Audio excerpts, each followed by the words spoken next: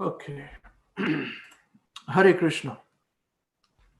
So very nice to see all of you. All of you are doing well. Very nice. Very nice. Looks like your heater is not on, Shishita Prabhu.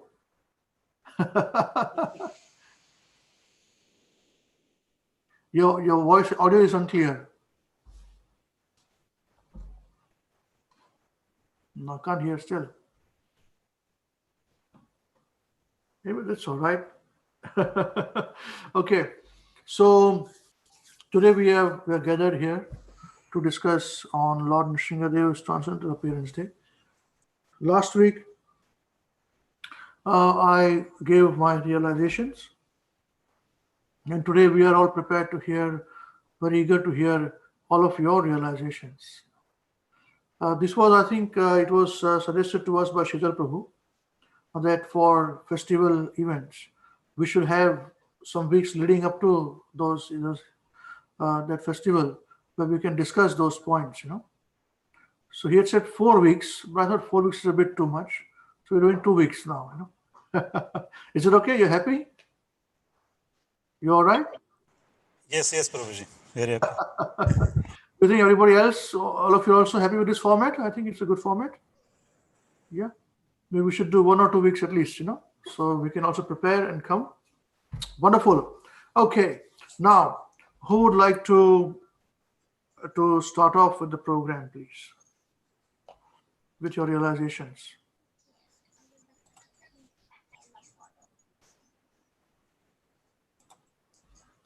I can start, Prabhu, if you like. Yes, wonderful. Please. Please, Hare Krishna. Hare Krishna. So hopefully I make sense, Prabhu. So we all know about Lord Narsimha and Prahlad Maharaj, very elaborately discussed by Amrish Prabhu. And we understand relationship, we understand reason for his appearance. And Lord Narsimhadeva's appearance is basically one of the Leela avatars and the pastimes, which Amrish Prabhu also covered. So I was meditating on this and trying to think that what relation I'm going to share. So I thought I should discuss about relationship between Lord Narsimhadeva and Prahlad Maharaj. Because we all know that Bhagavad Gita is actually is an operation manual for this material world, given to us by Lord Krishna. And this gives all the instructions to us. Whereas Bhāgavatam is all about how this instruction has to be followed and instructions how to be implemented in day-to-day life, how to purify, whether it is Rishabdev, whether it is Prithu Maharaj, whether it is Amrish Maharaj, many of them, which actually, and one of them is Prahlad Maharaj. Prahlad Maharaj, at his very younger age, started preaching, and we know his background, his relationship with Krishna, his constitutional position. And we know the difficulty created by his own father in his bhakti. So I always struggle to understand that why it is very difficult for a common man to understand Krishna consciousness. When there's so much information systematically available in our scriptures all over the place. So I remember one of the classes, and actually you all of know that common sense is most uncommon thing. And Krishna consciousness being so simple, we actually miss out. We're very likely that we can miss it out. My approach to all these pastimes in the scriptures, I'm hopeless on understanding scriptures and referring and reciting and memorizing verses. But what I've understood from associating with you, all of you, and reading Prabhupada books is that go back to basics. If you struggle with your bhakti, if you struggle with your circumstances, if you struggle, if you're not progressing, so go back to basics. And this pastime is all about basics, where Lord manifests to protect his devotee. So what was that relationship? What was happening at that point of time? So I would like to mention those verses very quickly from Srimad Bhagavatam so that we understand exact conversation, and then we can probably relate. It's all about bhakti. It's all about purity of bhakti. It's all about devotional service. And so what was actually happening just before Lord Narsimha actually manifested? This incident happened in Satyuga, so it's a long time ago. And those instructions are actually given to us by Krishna 5,000 years before, same instructions, which Prabhupada writes in purports, and Sukadev Goswami and Lord and Narad Muni describing in those verses. So I would like to start from 7, 8, 10.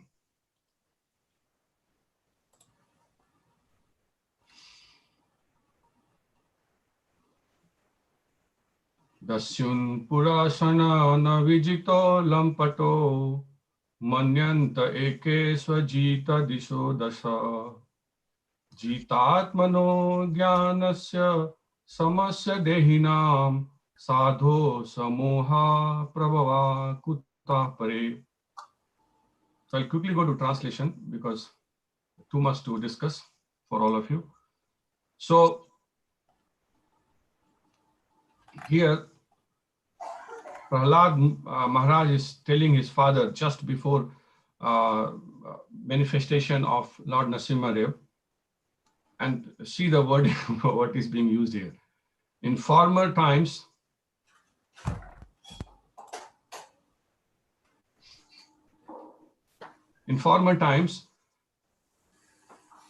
there were many fools like you who did not conquer the 6 enemies that steal away the wealth.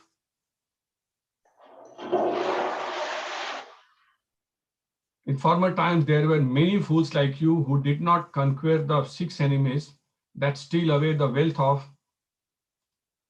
the body. These fools were very proud, thinking, I have conquered all the enemies in all the 10 directions. But if a person is victorious about the 6 enemies and is equipoised towards all living entities, for him there are no enemies. Enemies are merely imagined by one in ignorance. So Prahlad Maharaj is telling his father that you are a fool. And Prabhupada translate like this only. And because there are situations where Prahlad Maharaj his father tried to kill him, and there's a lot of things happened which we have discussed. And his father said that the background of this is that I have got so much property, I have got so much things for somebody. I need somebody who can look after this. I have won all the 10 directions. I own everything.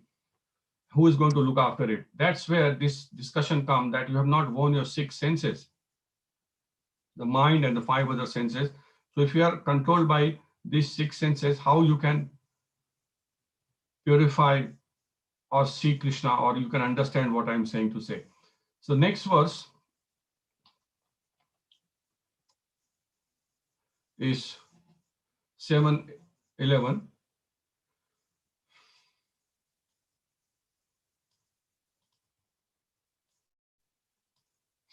Sri Hiddenkashipu Uvacha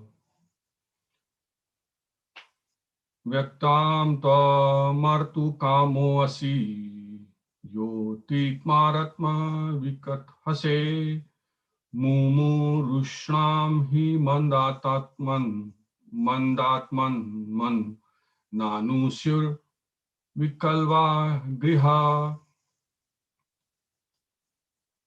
In translation,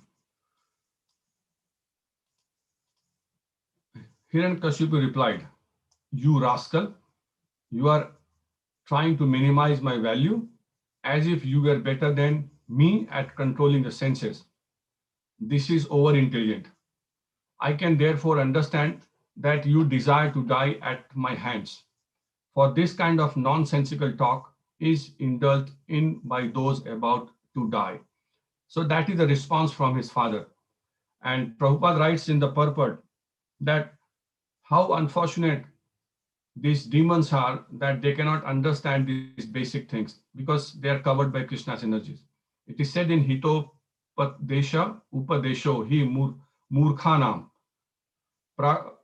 prakopaya na shanyate. If good instructions are given to foolish person, he does not take advantage of them, but becomes more and more angry. And we come across this situation all the time whenever we are trying to tell someone that become a devotee, purify your life, learn those skills, and so that you don't have to come back, you don't suffer. Even in material life, if you apply this concept, they make you feel good, depending upon their situation. But my experience is that not everybody can actually understand these instructions and they cannot follow it, forget about following. So that was Prahlad Maharaj, this was Hiddenkashipu. And the next verse,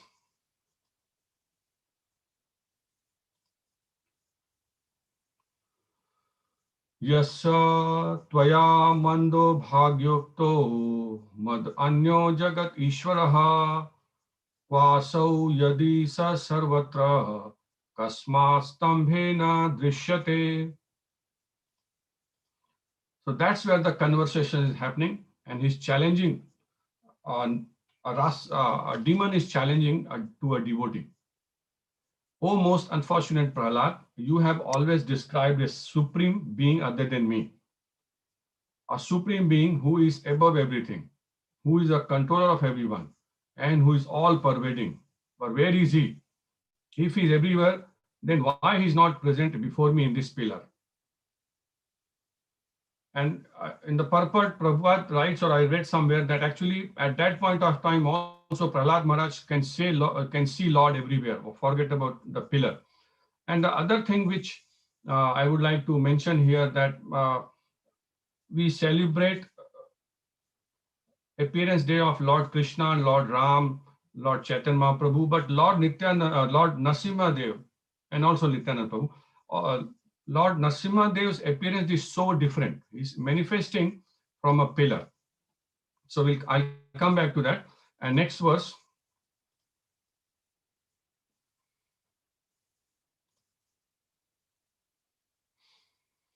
Soham vivikta manasya shiraha kaya dharami te gopayeta haristwadya yaste sharanam ipsitam.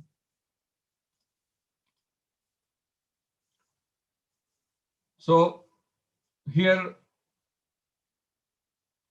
Hiddenkashipu continues and challenging a devotee, a pure devotee, and he says, because you are speaking so much nonsense, I shall now sever your head from your body. Now let me see your most worshipable God come to protect you. I want to see it. Because Hiddenkashipu has seen before that how Prahlad Maharaj was protected by Lord himself when they tried to kill him, even with that very famous pastime about uh, his sister Holika, who has the boon of not getting burnt in the fire, and she sit in the fire of Holika we call it, and where she was burnt, but Prahlad Maharaj came out of it. So Hiddenkashipu could not believe it, and yesterday in our class we were discussing about this same pastime of Prahlad Maharaj, that how close this message is, that Bhagavatam is in form of Holi, but we all celebrate Holi without realizing the position of Prahlad Maharaj and his relationship with Lord Narasimha and his pastime, and this simplicity we tend to miss it out. So, and in the next verse, actually Lord Narasimha appears.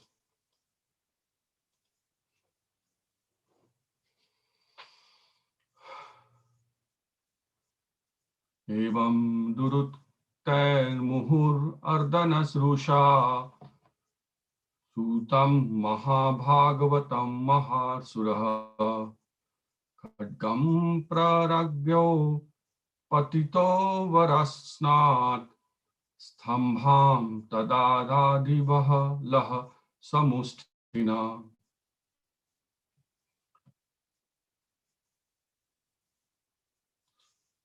So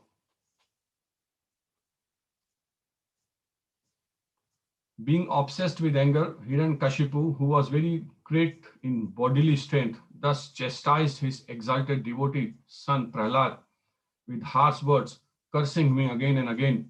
Hiddenkashipu took up his sword, got up from his royal throne, and with great anger struck his fist against the column. So he actually tried to prove that how can Krishna or the Lord can manifest from this, and there is no purport here, but the next verse, sorry, Prabhu, next verse where Lord Narsimhadeva actually manifests. I'll quickly like to read also before I share my relation.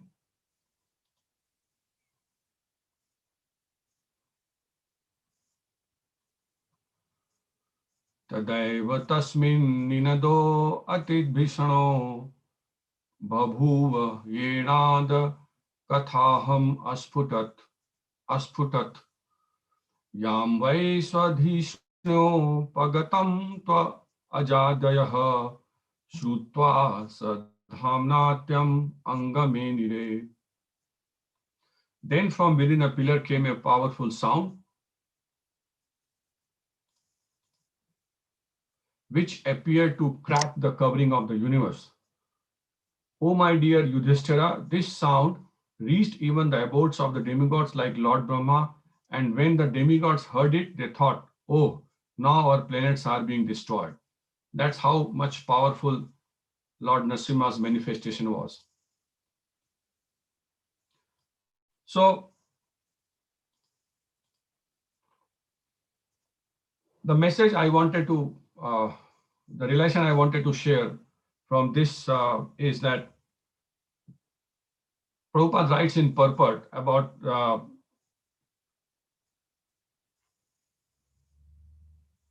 giving example from Bhagavad Gita 15:7, that why it is same thing, six senses. So what I'm saying that the Bhagavatam and the Bhagavad Gita go hand in hand, but that's a pastime. These are instructions. So 15:7 is the living entity in this conditioned world are eternal, fragmental parts. Due to conditioned life, they are struggling very hard with the six senses, which include the mind.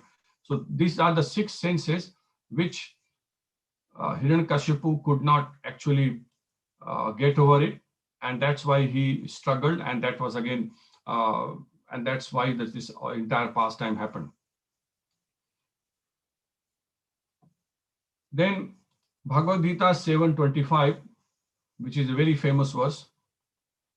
Naham prakasa sarvasya yoga maya samavritah murho ayam nabhi jananti loko mam ajam avyayam.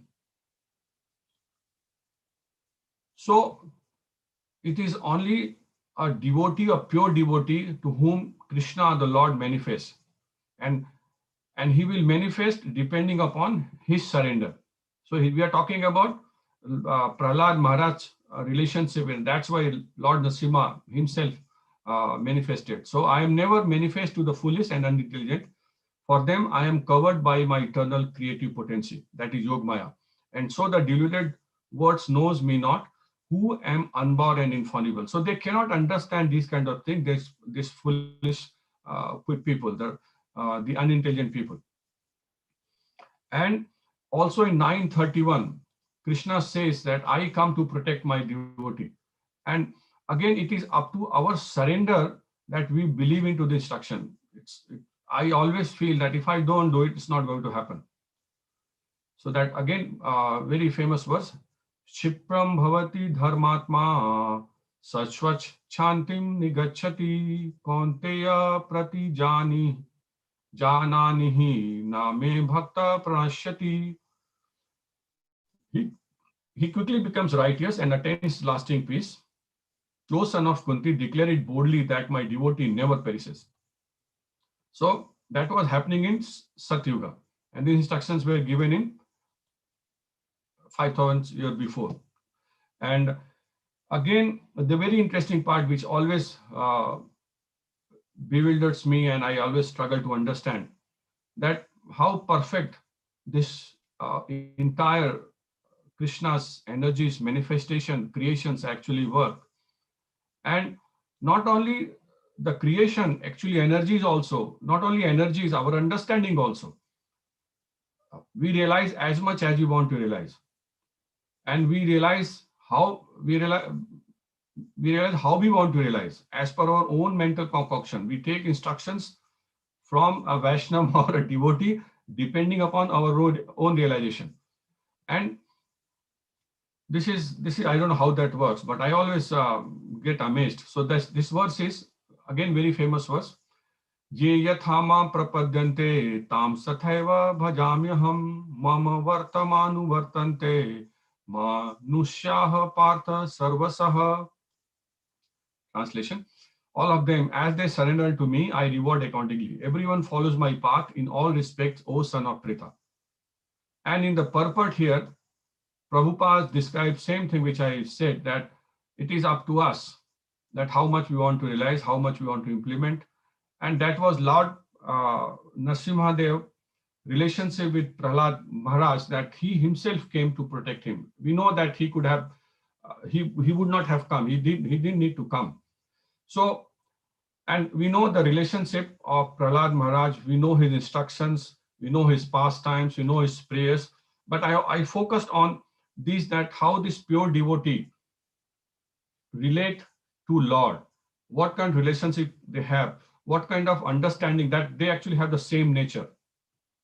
And just quickly, I would also like to mention that Lord Rupa Goswami writes very nicely, same thing about the devotees and the characteristics of pure devotional service, very briefly.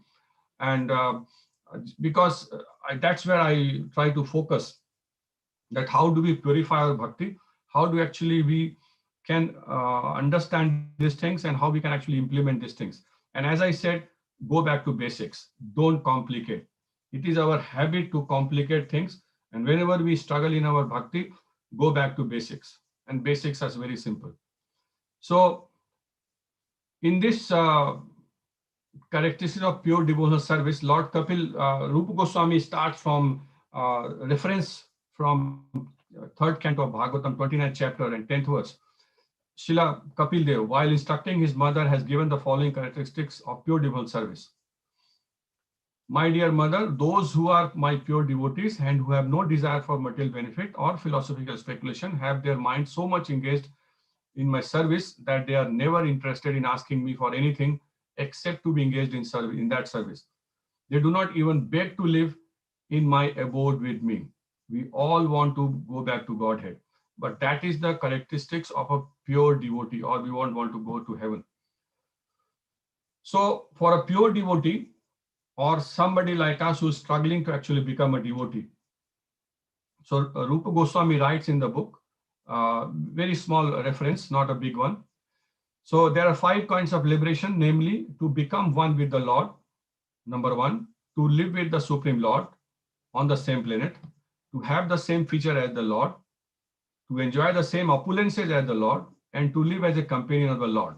So these are the liberation devotees tend to have, depending upon their relationship, depending upon their realization, depending upon their conditioning, depending upon their free will.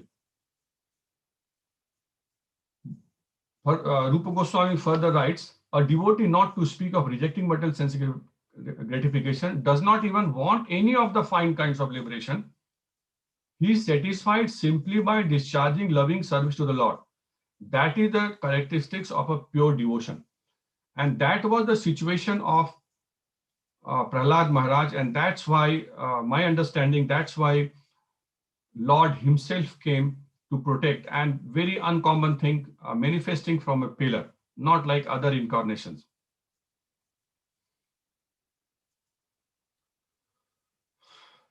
So to conclude this matter and my relation, this since we're trying to understand the concept of pure devotional service, so the pure devotional service can be realized at different level depending upon our understanding and our relationship and our consciousness and our how serious we are. So number 1 is that whenever we start becoming a devotee. That's again from the same book, and there are 6 points which Rupa Goswami writes very nicely, and this relates to all of us, particularly those who want to be serious. Number 1 is pure devotional service brings immediate relief from all kinds of material distress. So this is the first realization that we taste, that because we have started becoming a devotee, the material distress level have actually gone down. Maybe because we have become stronger, or maybe the conditioning have changed, but we feel better. Number 2, pure devotional service is the beginning of all auspiciousness. And this is where we can actually differentiate that we don't need to follow a karma kand, we don't need to do this worship, we don't need to do a lot of ritualistic thing. As soon as we become, or we begin to become a purify our devotional service, the auspiciousness automatically comes. Number 3, pure devotional service automatically puts one in transcendental pleasure. That is when we start feeling the difference between 3 modes: tamogun, rajogun, and satogun. And it's not that we're always in mode of goodness, but we can differentiate if we try to purify our devotional service. This is again stage-wise information, and Rupa Goswami writes in his in this book in the first chapter. And number 4 is even stronger. Pure devotional service is rarely achieved. So even we feel the pleasure, even if your auspiciousness actually changes, we become more auspicious, our material distress goes down. But achieving this pure devotional service or purifying is actually not for everyone. Number 5, those in pure devotional service derive even the conception of liberation. That is what I just referred. Those who are actually pure enough, they want to go back to lower planets, or they want to go to those places where they can serve Krishna, they can actually be engaged in, and they don't think about what's going to happen to them. They depend on Krishna. And number 6, pure devotional service is the only means to attract Krishna. This is very powerful. There is no other way. There is no other way. And that was what I understood from this particular pastime of Lord Narsimhadeva. And to conclude this matter, this is very, very important to understand. Krishna is all attractive, but pure devotional service attracts even him. See the difference here. Krishna is all attractive, but pure devotional service attracts him, even him. This means that pure devotional service is even transcendentally stronger than Krishna himself, because it is Krishna's internal potency. So that is how important to actually purify our bhakti, and how important that we understand these instructions of Bhāgavatam, the pastime between Prahlad Maharaj and Narsimhadev, which can actually purify our own bhakti. So that was my realization. Thank you for tolerating me, Prabhus. Hare Krishna and Mataji's.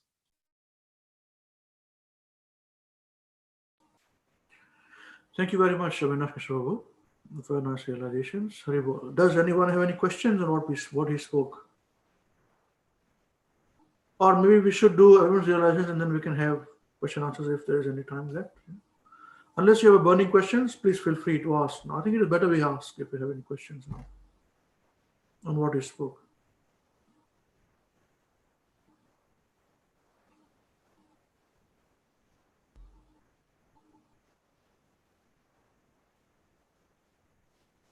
No? Okay. All right. Thank you very much. Okay. So who would like to take the lead now? Who would like to give the realizations, please? Hare Krishna, can I quickly give my realization? Sure, Krishnadas. Yeah. Hare Krishna, dear devotees, thank you very much, Avinash Prabhu, for your very nice realization. And also, putting all those references and understanding the key instructions as we've come to expect from you and your realizations. So yeah, thank you very much, Prabhuji. There is a few points that I realized and that I read from Srila Prabhupada regarding the importance of this instruction, importance of the pastimes of Lord Narsimhadeva and Prahlad Maharaj. And one of the main instructions that Prabhupada highlights is that it is an instruction towards the struggle between atheists and theists. So when I first read this from Prabhupada, it was quite, it's quite a subtle point, really, I think. And Prabhupada expands on this. This was actually a lecture that Prabhupada gave in Lord Narsimhadev's appearance day. And Prabhupada says that, atheists, they, try and kill God. Now, that Prabhupada said that very bluntly, that atheists try and kill God. But we can understand that, what Prabhupada means is that atheists, demean the authority and by not accepting that, Krishna or God exists. So in that way, they kill the name of, Lord Krishna. But the point is that Krishna also kills the atheists. Krishna also kills the demons. And obviously the laws of nature are through which Krishna controls the laws of nature, but through the laws of nature, karma, etc. Krishna kills the demons. And Krishna says, there's actually a Bhagavad Gita verse that Prabhupada quotes, and I'll refer to that now. It's chapter 10, verse 34. Mrityuhu sarva harasyaham udbhavasya bhavishyatam kirtihi shri vakcha narinam smritir medha driti kshama. So this is a very, very famous verse, a very well-known verse. I'll just read the translation by Srila Prabhupada. Srila Prabhupada ki jai.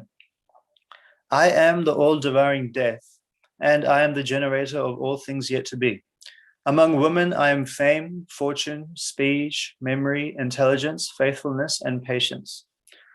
So in regards to the pastime of Lord Narsimhadev, the first line of the verse, Mrityu sarva harasyaham, I'm the all-devouring death. That is very relevant here. That the theists, the atheists, they Krishna is also giving them liberation, in the sense that they're he comes as all-devouring death. Comes all the demons that Lord Krishna personally killed, they were all liberated. I'll just touch on that later on. But another point that Prabhupada mentions that I thought was very important was that, using Prahlad Maharaj as a very important example, that the theist will never submit to the atheist. So, Prahlad Maharaj, as Avinash Prabhu mentioned, as my father mentioned last week, when we were discussing the pastimes, that Prahlad Maharaj had to endure so much troubles and so much, he was subjected to so much, terrible circumstances, which his father put him through. But yet he never forgot to, remember Krishna, never forgot to chant Om Namo Bhagavate Vasudevaya. And that is a big lesson to us that, through whatever situation that we are put in, our fearlessness and our faith in Krishna consciousness should never waver. And we should look to Prahlad Maharaj as inspiration for that. And also another point, and my father touched on this last week, Amrish Prabhu touched on this, that the Lord will always protect his devotees.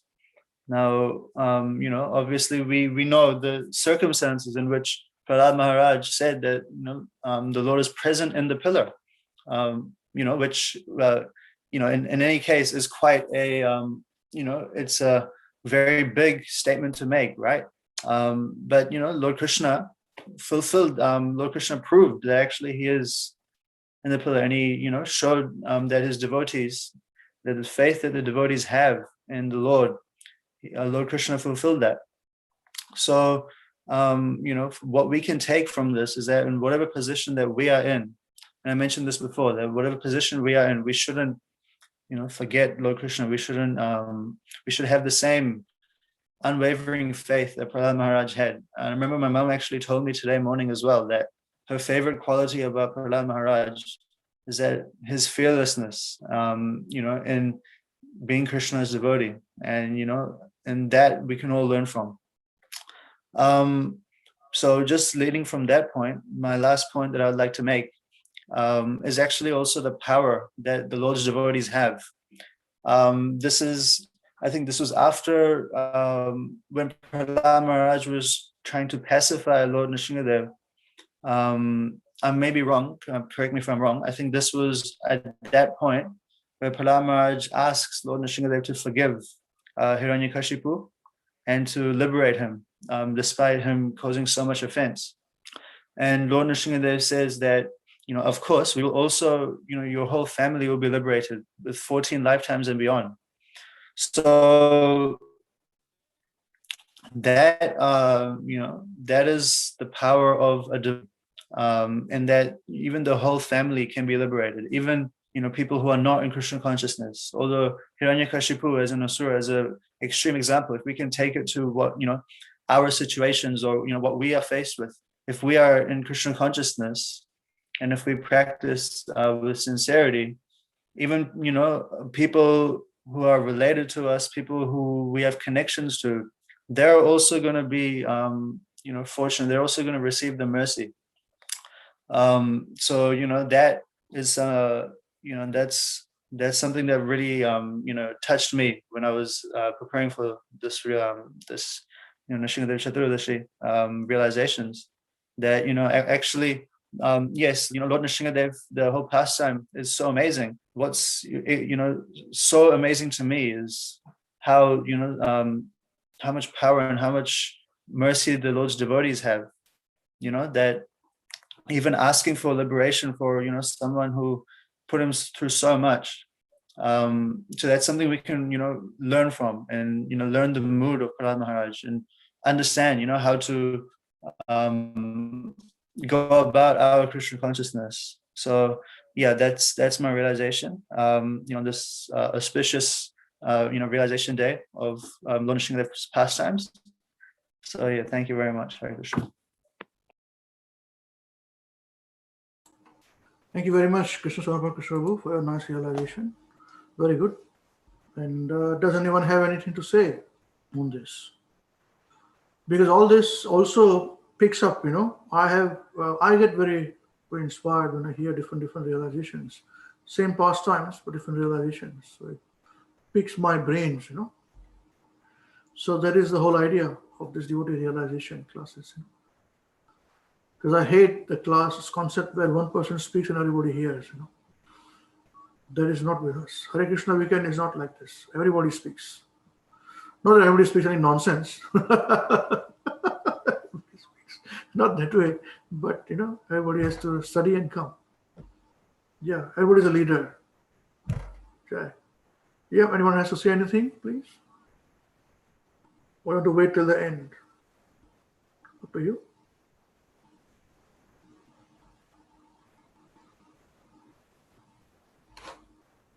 Okay, thank you very much. Who would like to take the lead now, please?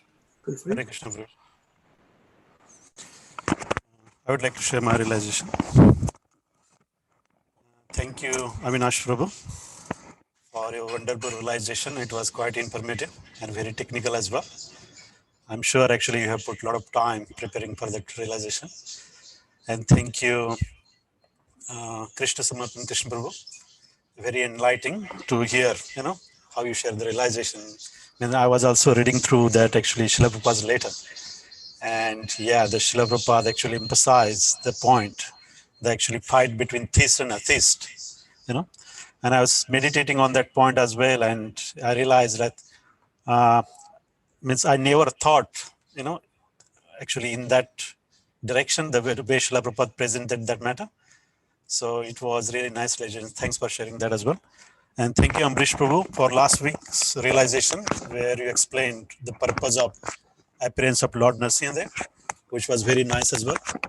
And actually as Krishna, the Supreme Lord, actually, as Ambrish Prabhu mentioned, he does actually, he take one action and he fulfill many objectives, So actually by appearing as a Lord Narsimhadeva, he kept the word of Lord Brahma, he protected Maharaj Prahlad.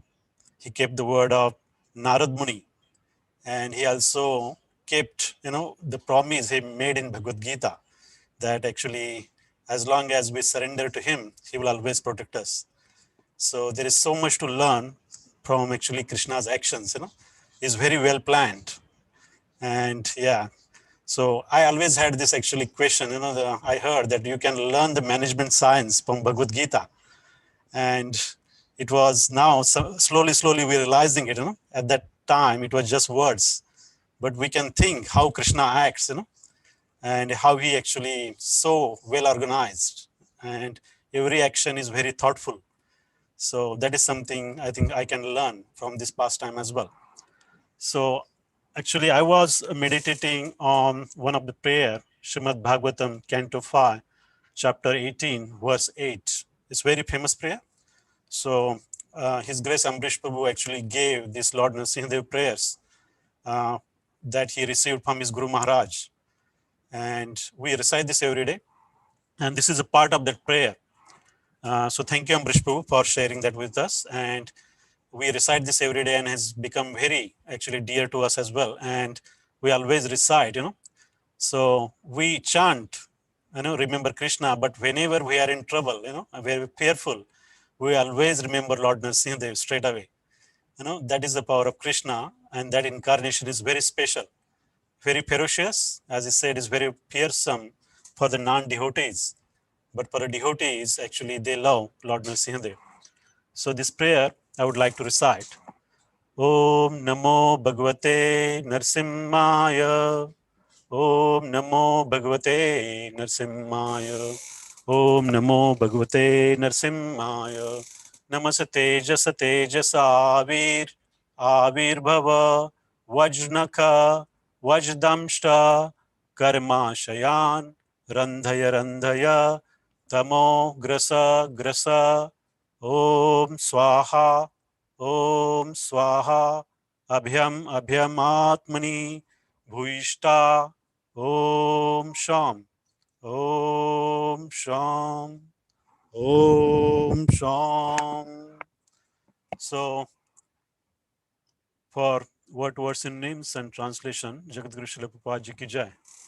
Translation: I offer my respectful obeisances unto Lord Narsimhadev, the source of all power. O my Lord, who possesses nails and teeth, just like thunderbolts, kindly vanquish our demon-like desires for fruitive activity in this material world. Please appear in our hearts and drive away our ignorance, so that by your mercy we may become fearless in the struggle for existence in this material world. So it's very powerful prayer, and the translation itself is very instructive as well. And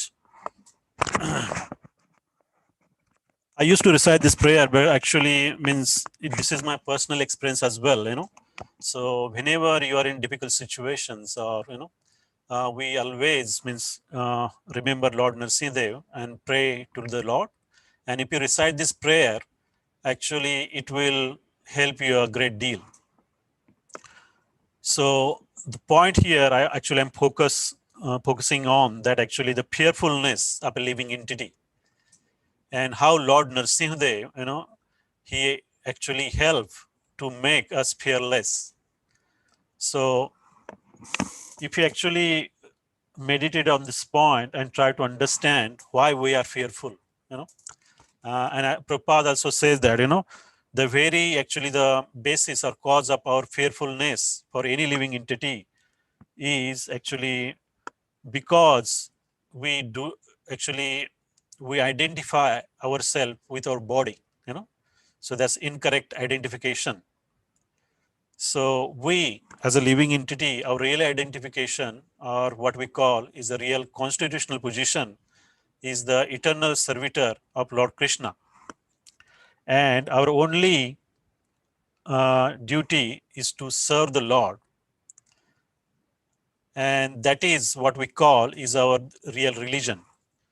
So because we have born into this material world, actually because our contact with this material nature, we are in the ignorance, and we have become forgetful of our real constitutional position, that is to serve the God. But that nature is still within us, and even if we have forgotten Krishna, we are actually constantly engaged in serving something, as we all know that, we serve our senses, we serve our family, we serve our friends, we serve our possessions, and whatever we got, we are always engaged in serving something. But actually this service is directed at incorrect object. The real object of the service, as we know, is Lord Krishna, and that is where it has to be pointed. And because of under the illusion, we think, we act like a god and we want to enjoy rather than we actually trying to satisfy the senses of Krishna. We are constantly engaged in serving the law, actually serving our own senses, and that's why we are attached to this material possession. Srila Prabhupada very nicely explained actually the 5 miseries of this material nature in the purport to one of the very famous Srimad Bhagavatam verse. Dharmasya hi apavargasya narto arthoyopakalpate nartasya dharmaya kantasya kamo labhaya hi smritaha. So in this, the word apavarg is very important. So I will just read this short stanza from the purport. The word apavarg is very significant. It means the negation of power, the miseries of material existence. In Sanskrit linguistic, power indicate the letters pa, pa, ba, bha, ma, each of which stands for one of the material miseries. So the word pa indicate parishram. So in this actually material world, we are working very hard. Nobody has escaped from that. One has to work very hard, and we work like a donkey, as Srila Prabhupada says that. It's very hard labor. And when we work very hard, the foam comes out of the mouth, As you see, animals, when they are work very hard in the field, they start to foam through their mouth. So the second word goes is a penila, pa. And then the word ba is a barthata, that is frustration. So we work so hard, and we try to acquire many things, and we think that will make us happy. But again, all these efforts are again, they do not really help us, and that's how we get frustrated. So frustration is bound to come even if we work hard. And the next, when we feel frustrated, then also because of our attachment towards our material possessions, we are always in a anxiety of losing them, So the bhai comes from that, the fearfulness. So the very cause of our actually anxiousness or fearfulness is our attachment to these material things. So one works very hard, still one is fearful about what will happen. Finally, the final word, the ma, is mrityu, death, comes as Krishna Samarpan Krishna Babu actually made a reference to that very famous work, mrityu sarva harasha chaham, In the end, even if you are attached, no matter how attached you are, Krishna, in the end, he takes away everything. So everyone is fearful of death. As Srila Prabhupada, he mentioned in many purports. So the point to understand is that we are fearful and we are anxious because we are attached to these material possessions. And in this prayer where we're actually praying, as this pastime of Lord Narsimhadeva and Prahlad Maharaj is very famous, and actually we love to hear this pastime many times. But the lesson we should learn is that actually we should understand, as Hiddenkashipu, so Hiran means gold and Kashipu means soft bed. So everyone actually want to acquire, this material possession, so the example given here is gold, we want to actually make our body very comfortable. And also we are indulge all the time in the sex life. So Hiranyakashipu is a personification of our actually, materialistic person or materialistic desire. And in that sense, all materialistic people, including me, we are also Hiranyakashipu to the smaller extent, we're all demons. And as long as we are attached to these material things, to that level, we are not surrendered to Krishna. So as in Bhagavad Gita verse, as it goes, Sarva dharma parityaja mamekam sharanam vraja aham tvam sarva papebhyo mokshaishami masuchaha. So abandon all varieties of religion and surrender unto me. That's what Krishna says, And when you surrender, then he said, I shall give you protection, do not fear. So Krishna very boldly actually states this in Bhagavad Gita, So the surrender point is very important, and surrender means nothing but is following the instructions of whom to who we surrender. So if we say we are surrendered to Krishna, then we must actually follow all the instruction given by Krishna. So as Prahlad Maharaj, here is one of the topmost devotee, one of the Mahajans, is very dedicated to Lord Krishna, Lord Vishnu. So we must actually understand this point that as long as we are not surrender, as long as we are not following certain instructions, to that extent we are not surrendered to Krishna, and more we surrender, Krishna will offer more protection. So we must actually understand this point. Next thing, actually, I would like to share here.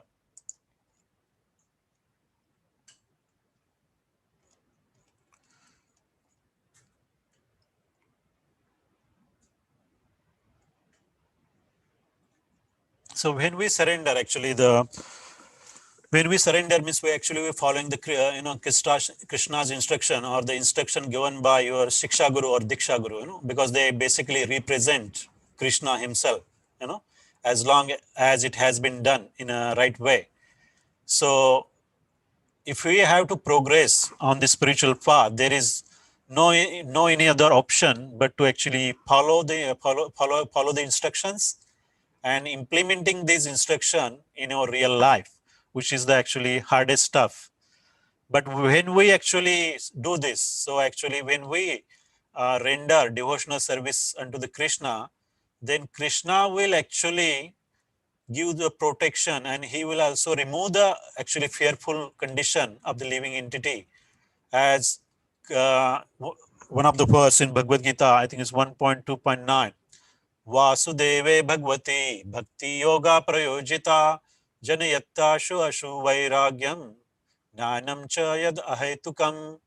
So by rendering devotional service unto Lord Krishna, what happens is actually you will get the causeless detachment, causeless knowledge and detachments. That's what we achieve by actually rendering the service to Supreme Lord.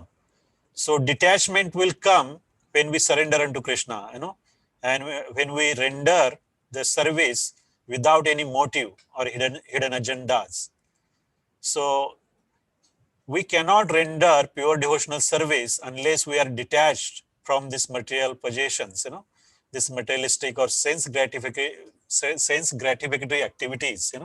We have to give up all this, because the bhakti or pure devotional service is described as Anya Bhilashata Shunyam Jnana Karmade Anavrutam Anukulane Krishnano Shilanam Bhaktir Uttama. So we have to first give up all these material desires, and that is what is very important here.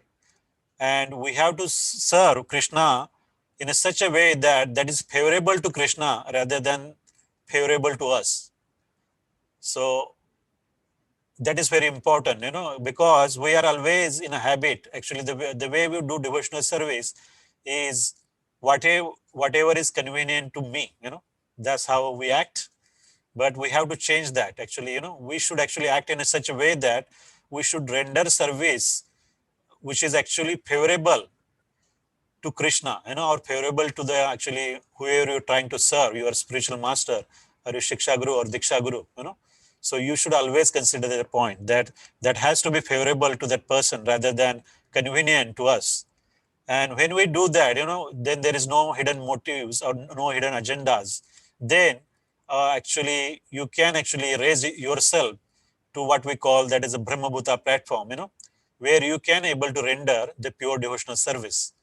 And once you do that, then you will achieve this causeless attachment, causeless detachment, sorry, and knowledge as well. Krishna gives knowledge when you actually rendering, service very lovingly.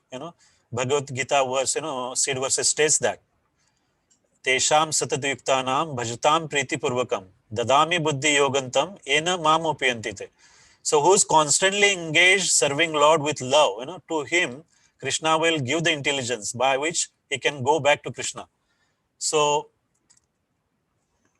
our attitude has to be changed, and that is actually coming back to this famous prayer to Lord Narsimhadeva.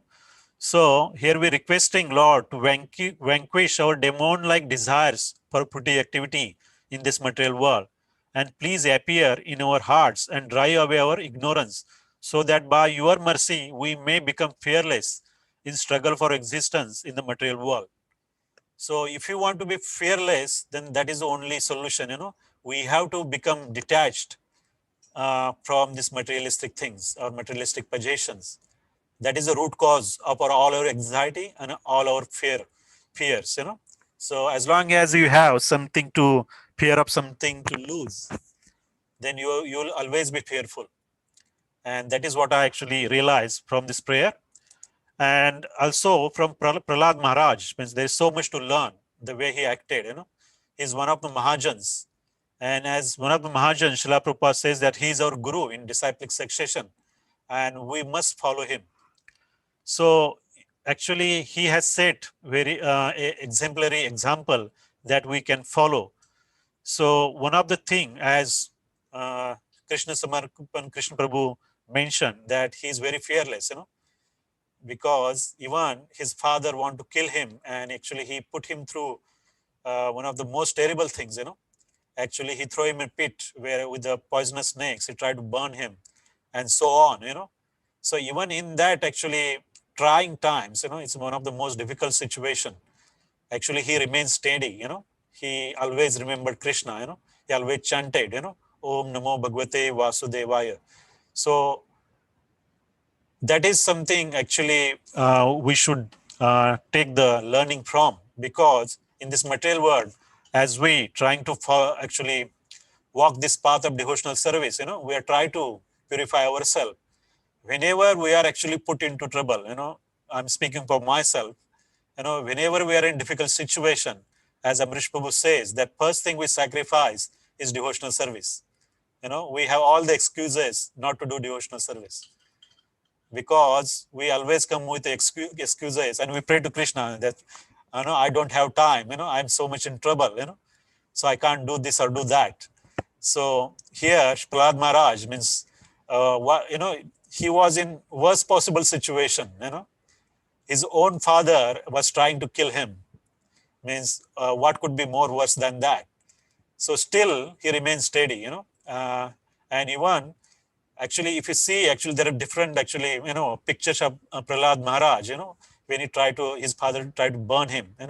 If you see the expression on his face, is very calm, satisfied.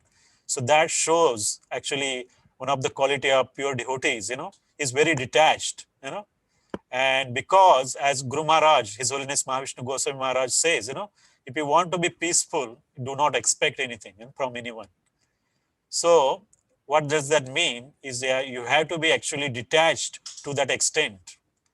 And here, Prahlad Maharaj actually means he actually displayed one of the actually great qualities of pure devotees.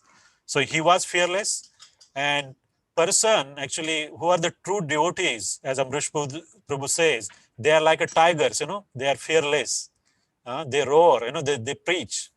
So there is a great example of Srila Prabhupada, at the age of 69, actually, he went to the America, on the ship, and he preached this message of Krishna consciousness. And as we know, the Srila Prabhupada actually called all the actually world leaders and one of the authorities, a rascal, who could do that.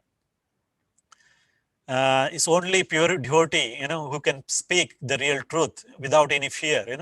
Srila Prabhupada was very fearless in his preaching, and we must actually try to walk in his footsteps, we have to be fearful.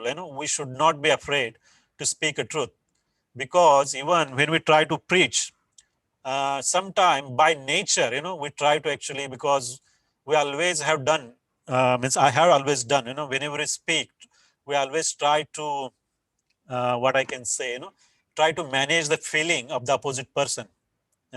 Sometimes we don't speak a truth because we think it will hurt the person who is, to you speaking, So when you preach, sometime you have to take a strong stance, you have to be humble enough to tell him the truth. So Srila Prabhupada did the same, Srila Prabhupada never pumped anybody's ego, he always speak truth and in a very boldly fashion.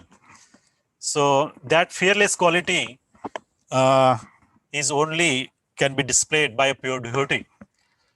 Also, as Krishna Samarpan, Krishna Prabhu also touched on this point, that as Prahlad Maharaj, in the end, when Hiddenkashipu was killed, so he was actually prayed to Lord Narsimhadeva to actually give liberation to his father. So an ordinary person cannot do this. The person who is trying to kill you, who actually put you through all these miseries, how you can become merciful to such a person? Unless you are pure devotee, you cannot able to do this. So he was one of the Mahajans. He was detached, and in Bhagavad Gita verse actually it also state the same point. Vidya vinay sampane brahmani gavi hastini suni cheva supakecha pandita samadarshina. So for the pure devotee, or the sages, they actually like a paramhamsas, they see everyone on the same platform. So be it a dog or dog eater or elephant or a human being, they see them as a part and parcel of the God. So here Prahlad Maharaj also displayed the same quality, even his father was a demon, he tried to kill him. Still, even as a demon, he was part and parcel of Krishna. So, he actually saw the same actually quality, the same living entity. And as he's a pure devotee, he's very merciful to all the living entities. So, means that what I understand. I could be wrong, but he still actually want to wish well for his father, So that's one of the quality. And also, Srila Prabhupada made this point that I was reading through that. It's Srimad Bhagavatam verse 7.8.6. Where's translation? My son Prahlad, you rascal, you know that when I'm angry, all the planets of the three worlds tremble, along with their chief rulers, by whose power has a rascal like you become impudent that you appear fearless and overstep my power to rule you. So even his father was, one of the greatest of the demons, is very fearful. And still, and he asked him to do so many things, but actually Prahlad Maharaj always follow the instructions of Krishna, So as Srila Prabhupada mentioned here, the pure devotee will always follow the instruction of Krishna only, He does not follow the non-devotees. He does not actually submit to the non-devotees. So that is also the one of the quality of a pure devotee, No matter how difficult situation you are, you never compromise on your, on your actually the instructions, the instruction that you receive from your disciplic succession. We never compromise. We should never compromise in any situation. So that is what I learned from this actually pastime, from this verse, that actually as a devotee of the Lord, we should always execute the order of the Lord in any situation.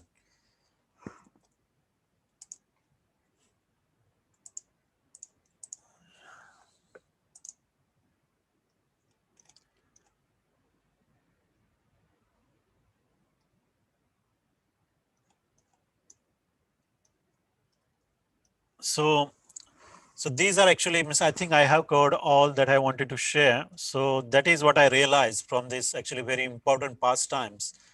So thank you very much for actually tolerating me while sharing this realization. So thank you very much. Hare Krishna.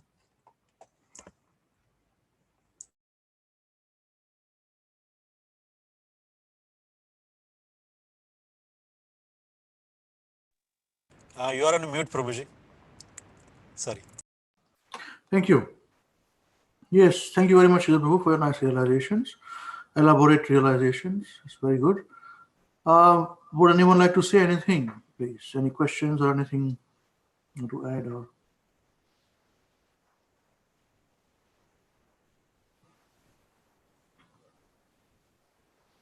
no?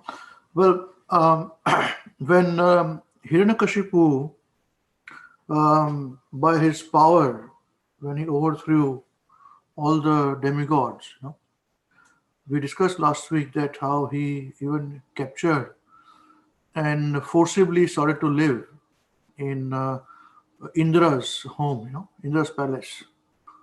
Imagine this, somebody driving you out, Indra was driven out from his palace, and he was using his throne, using everything there, and it was very sorry state of affairs. Even to that extent that even Narad Muni says that Narad Muni had to forced to glorify Hiranyakashipu. So just imagine his power. It was so powerful. And he did not become powerful by any other means. That is the thing which we should understand. He became powerful by following the Vedic process of penance to satisfy Lord Brahma. That one thing we have to understand this.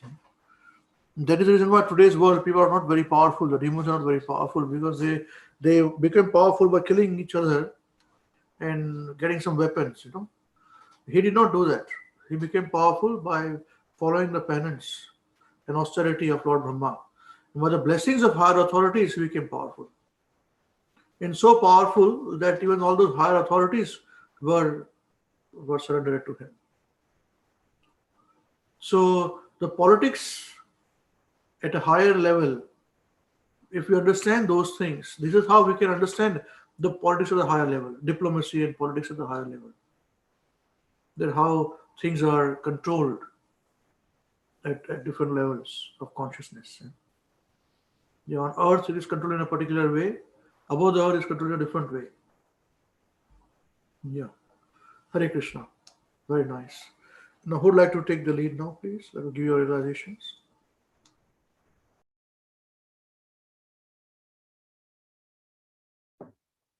Hare Krishna, Prabhuji. I'll share my realization. Hare Krishna, dear devotees. Thank you very much, Avinash Prabhu, Krishna Prabhu, and Sheetal Prabhu for your nice realization. It's very enlightening, and you cover different angles and different points. And yes, so I would like to start with Shri Narsimhadeva ki jai, Prahlad Maharaj ki jai, Srila Prabhupada ki jai, Srila Gurudev ki jai. So my realization is on actually Srimad Bhāgavatam, Canto 7, Chapter 9, verse 44. This canto, all the pastime of Lord Narsimhadeva is described in this canto. And just before that, I would like to read a para from a summary that Srila Prabhupada written beginning of this chapter, that those interested in silently worshipping the Lord in solitary places may be eligible for liberation themselves, but a pure devotee is always aggrieved to see others suffering. Therefore, not caring for his own liberation, he always engages in preaching and had never remained silent. Although being silent, observing austerities and penances, learning the Vedic literature, undergoing ritualistic ceremonies, living in solitary place, and performing japa and transcendental meditation are approved means of liberation. They are meant for non-devotees or for cheaters who want to live off the expense of others. A pure devotee, however, being freed from all such deceptive activities, is able to see the Lord face to face. So here, Srila Prabhupada made a very clear distinction that pure devotee is para dukkha dukhi. Most people are after liberation, like mukti, and there are different processes for that above mentioned by Srila Prabhupada. But a pure devotee's mood is totally different. Actually, pure devotional service starts from liberated stage. Liberation is the goal for pure devotees, as he is already at liberated stage. Because, sorry, the liberation is not the goal for pure devotees, because he's already at the liberated stage in Krishna consciousness. And Srila Prabhupada said that Lord Narsimhadeva was pacified by Prahlad Maharaj's prayers and wanted to give him benedictions by which Prahlad Maharaj could procure all kinds of material facilities. But Prahlad Maharaj was not misled by material facilities. Rather, he wanted to remain always a servant of the Lord. Now, so this is the mood of pure devotee. And now the verse that I will recite this verse. Actually, this chapter called Prahlad pacifies Lord Narsimhadev with prayers. So I will recite this verse in translation. Prayena deva munayah swamukti kama maunam charanti vijanena prarthanishtaha naitan vihaya kripanan vimumuksha eko nanyam tvad asya sharanam brahmato anupasye. Translation. My dear Lord Narsimhadev, I see that there are many saintly persons indeed, but they are interested only in their own deliverance, not caring for the big cities and towns. They go to the Himalayas or the forest to meditate with vows of silence, Mauna Vrat.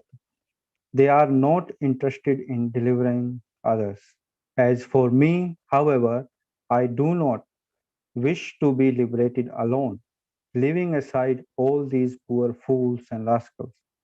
I know that without Krishna consciousness, without taking shelter of your lotus feet, one cannot be happy. Therefore, I wish to bring them back to shelter at your lotus feet. Jai. So I realize actually Srila Prabhupada given very nice purport for this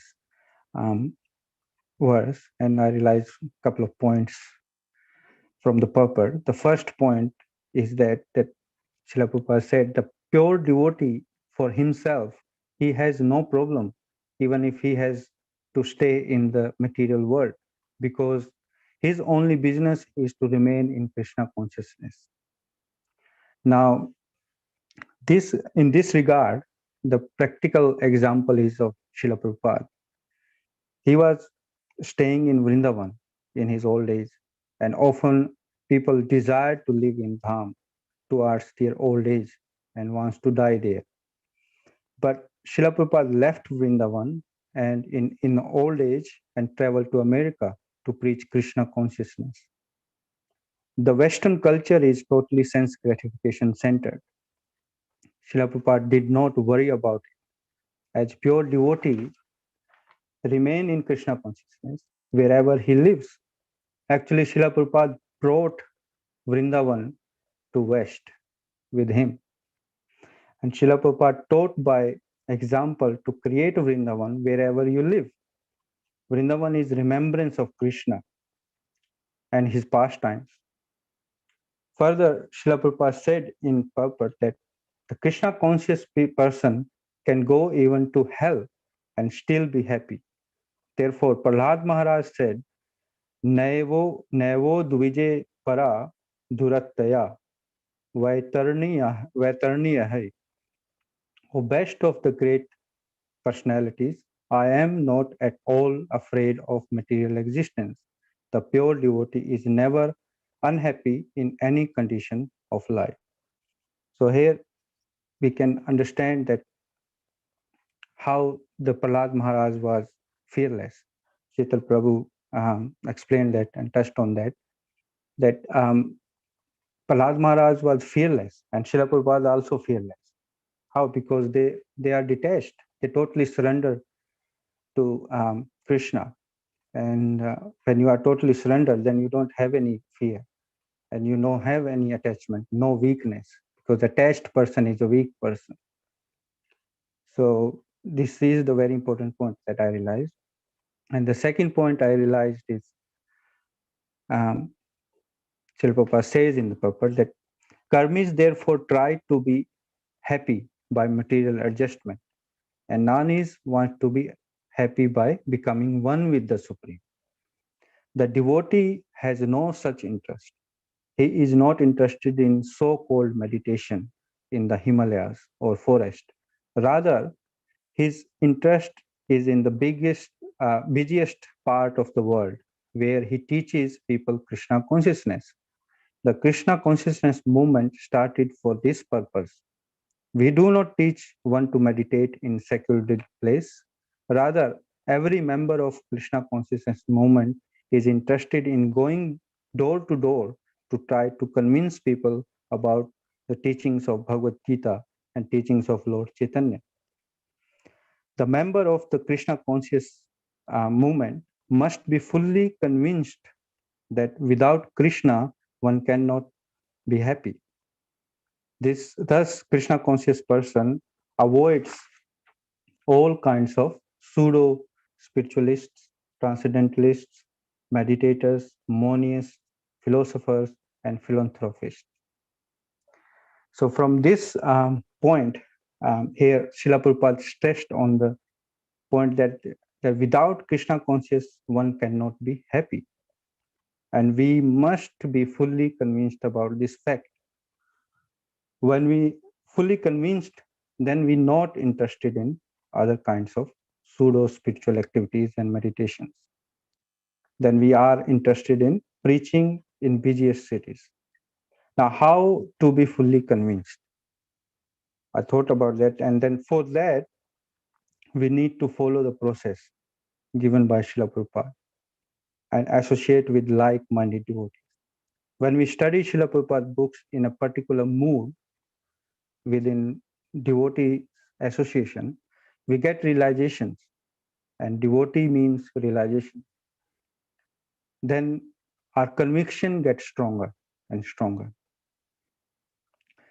The summary of next chapter, in the summary of next chapter, Srila Prabhupada explains that Prahlad Maharaj said, if anyone engaged in devotion service of the Lord prays for personal sense gratification, he cannot be called a pure devotee or even a devotee.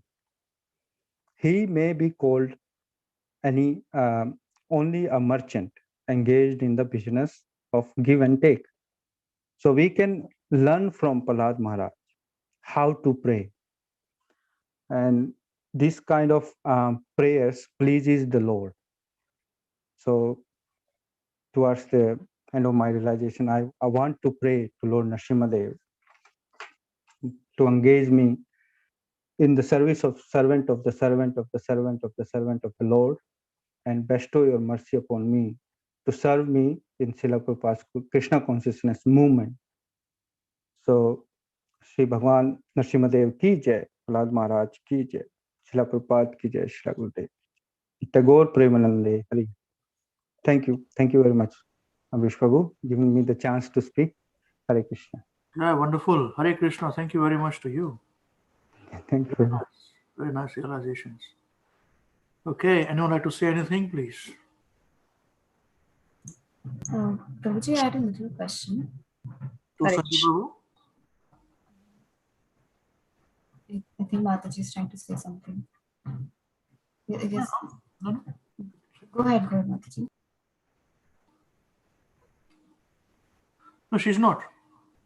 Hare Krishna. Sorry, you want to say something?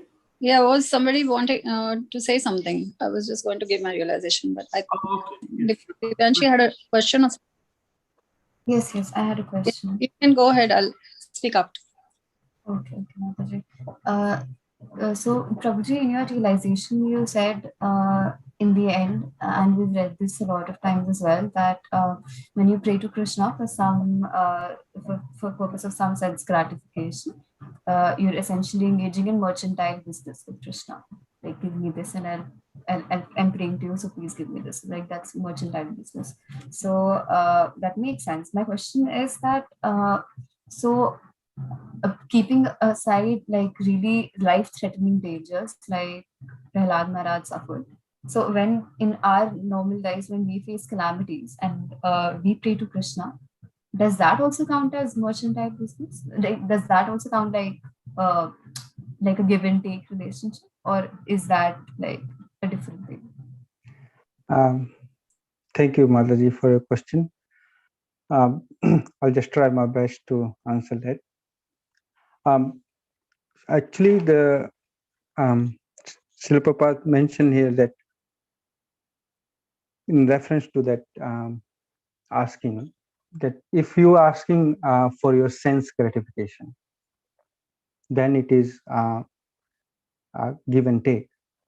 But if you are in danger, or obviously we all the devotees pray to Narsimhadeva for protection, but actually the priority, the purpose is that we get we progress in devotional service, and devotional service means a relationship with the Lord. And when you are in a relationship with somebody, then there is a exchange of love, exchange of things. So and because we are in this material world and we have to use things for our maintenance, and there is it is mentioned in other scriptures that we comes with a set quota, but we realize that everything belongs to Krishna, and whatever is in our quota, it will bound to come. So and whatever rest is, we know whom it belongs to. Actually, this is in Isha Upanishad. So when devotee prays to Krishna, and they always there is no purpose of sense gratification in that. So it's always devotees prayer is always towards getting his devotional service, or pure devotional service. But in everybody's in different level, and if they're praying, rather pray to Krishna than demigods. But it's still a neophyte stage. So I hope that I explained it better. Otherwise, Ambrish Prabhu can explain more, Prabhuji. Yes, Divyanshi, how did you find? Thank you, Sanjay Prabhu, for a nice explanation. Good effort. Did you understand?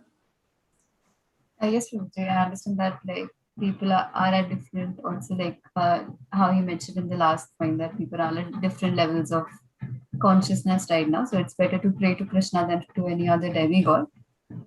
Yeah, I get that. I understand that. So do you understand the practical application of this? I guess to my understanding, I'm not sure if I'm right or not, but like since I am at a neophyte stage, that is why perhaps we still have this bodily conditioning. That's why we're still trying to stay away from dangers and like praying to Krishna in that sense, that even like keeping aside like life-threatening calamities, even when we face like little calamities, like even when we're in like little troubles, I find myself praying to Krishna. So that was essentially my doubt, that is that right, or is that am I still like in a give and take in a business with Krishna? So that is what I didn't understand essentially. Is it right or not? Now you understand? Is it right or wrong? I guess I'm still in a neophyte level. That's why I'm saying this. As I progress, then maybe these anchorings will go away. No. So did you understand what you should be doing? I don't know what I should be doing about it. You don't know. So the question is answered or not answered? That was my question. It's partially answered, I guess, because I don't know how to what to do about it. I know why it's happening, but I don't know what to do about it. So does it happen? You got your answer or not? Don't confuse me so much. Not in completion, Guruji, not in completion. All right. Life-threatening situation anybody has. Of course, you're dependent upon Krishna. So why will you not ask from Krishna? That is not give and take. Give and take meaning what? Give a Krishna, you do this to me, I'll do that to you. That is called life-threatening situation. Business dealings. Are you doing business dealing when you're threatened in life? You'll be quietly saying, Krishna, help me. Now, what can I do? I'm dependent upon you. Is it not so? So the understanding is it's a business dealing. Business dealing means what? You make me pass the examination and I'll give you 10 rupees or 100 rupees. And I'll do this for you and I'll do that for you. That is called business dealings. You're giving him lalach. That is business dealings. Otherwise, as a devotee meaning what? One who's devoted. Now, at a time of need, if you cannot go to your beloved and say, help me, what is the meaning of being beloved?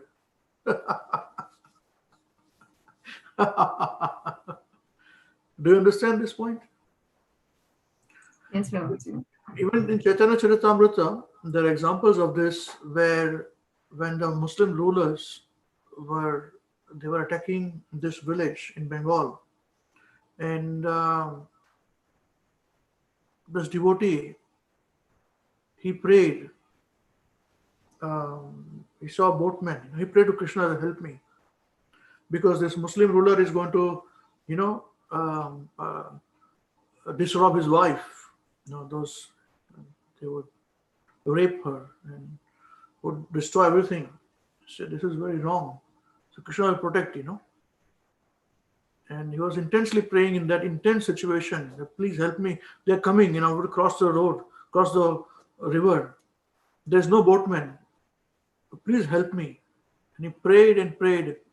Because I don't want my wife to be, be insulted like this, or my family to be insulted like this. And he saw one man came, young boy came rowing the boat. So he said, please take me. I'm giving you my religion, my life, everything to you. Please take us from here. And the boy took her. And then, not knowing to him, that was Krishna who had come to take. So there's nothing wrong. You cannot have this, you love Krishna, but I cannot ask anything from him. He will give you. You have to be dependent upon him. That's the best thing. He likes to give those who are dependent. But life-threatening situation is this. Right? If there is not life-threatening situation, you can pray to say, it is your wish. Whatever you desire, you give me the strength to tolerate. But in these situations of chastity and all that, you can ask, demand, devotee can demand, please help, I need your help. This is not practical, not possible, it will be not feasible for me. He'll come running. Why will not he'll not come? You won't see whether you tick mark checklist, this, that, he's checked that also not, this also not, this is not done, I'm not coming. It doesn't do that. In his world is very different. His world is very innocent. Childlike innocent. That is his world. Right now we are very complicated in this material world. We become politicians. We become diplomats. In his world, it's not like this. It's innocence. So we must have this innocence in bhakti, and it's all done. Is this clear now? Now you got the answer clear now? Yes. Don't complicate things. Bhakti is very simple. You ask. Will you ask from your father or not? Yes. So how will you make a checklist? Whether father will give a checklist or what? She asked me this like this or not, like that or not. He will do like this. Love certain situation. He'll come running to save you. So that's exactly how it is. Nothing else. He's our Supreme Father. Yeah? Okay. Jai. Srila Prabhupada ki jai. Very nice. Thank you. Okay, let's continue with our discussion now. Hare Bol. Hare Krishna, dear devotees. Thank you so much for your wonderful realization. It's really very nice to hear everyone's references and realizations, and just setting the mood in the right thought process. I'm going to read from my phone, so I'm not sure if my video will be still on with that. I've just written on a few things. First of all, happy Lord Narsimhadeva appearance day, which is coming in 2 days' time to everyone. So Lord Narsimhadeva ki jai, Bhakta Prahlad ki jai. And also it's very important day for all the disciples of His Holiness Mahavishnu Goswami Maharaj, because Srila Gurudev took sannyas initiation on this day, and without that we would not have got the shelter, So it's very important to acknowledge that, the importance of spiritual master in our lives as well. And I have a few things to say, but the most important thing was, the first thing was that as a small child, I remember my grandfather, he gave us a small Bhagavad Gita version to read when we were I was probably 7 or 8 years old. And I have mentioned this before. And I remember him giving us this Bhagavad Gita, and he said to me that this is the most, I'm telling you something very important. And then he said that this is the most important book in the world. And you should read at least one page, one verse or one page every day. So in my whole household, in my mother's side, everybody has this routine that they'll get up in the morning, they will take their bath and everything, then they will worship, and Lord Krishna was worshipped in our house as well. And then everyone will recite at least one page of the Bhagavad Gita. And then also we will water the Tulsi plant. And the first thing we used to have was a Tulsi leaf, because he was also a doctor. So he used to tell us the scientific reason also that, one Tulsi leaf every day will purify your existence. So I just remember that. And when I was a small child, but I still remember this. And I remember that obviously you're reading it for so many years, so you repeatedly read it. And I did not probably understand things as much as I now understand when I'm reading Srila Prabhupada's books. But I remember one thing always, and in that there was this mention in 7th chapter about how Lord Sri Krishna says, I'm the taste in the water, and I'm Prahlad in among demons. I'm Prahlad, But in that particular thing, it was said that Bhaktat Uttam Prahlad. That was how it was said. It was in Sanskrit, Devanagari Sanskrit. And I always remember reading that. And I used to feel as a small child that, wow, he's the best devotee, So I used to always kind of aspire, like, something always came to me that, this is something great, he was something great. And now as we read about from Srila Prabhupada's books about Prahlad Maharaj, we can see that he's, of course, as mentioned by other devotees, as one of the 12 Mahajans, so it's so important.